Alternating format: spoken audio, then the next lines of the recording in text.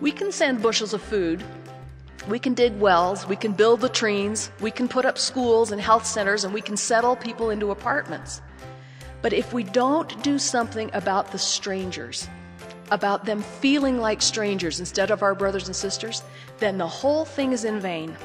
And I'm going to speak to you from my experience now about what I have seen that accomplishes the most lasting good. And if you want to be involved in humanitarian service, this is the way.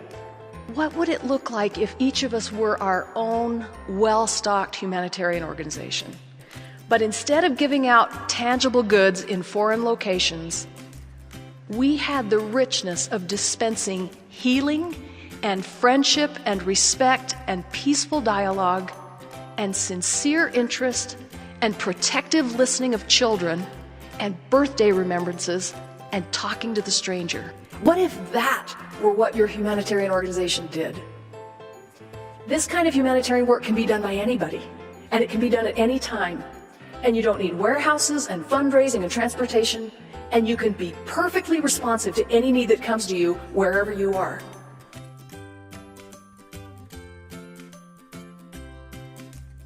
A few months ago, I was sitting on a bench and I was crying. I'd had a couple really hard few weeks when a total stranger, a woman in her early 50s, came up to me, and she knelt down in front of me and she said, "As I've been watching you, you remind me so much of myself and who I was for so many years. And I just want you to know that everything will change, and it does get better than this." Earlier this week was kind of a rough day. I just heard some things from some professors, and class was just a little rough. I remember calling my dad that night and just asking for some guidance and some just suggestions about school. And I just went at the end of the conversation, and it was just reassuring to know that he was a friend. He was reassuring me. He's like, "Hey, you know you're doing the best you're doing because you can, and that mom and I are just really proud of you. And you just kind of take it one day at a time."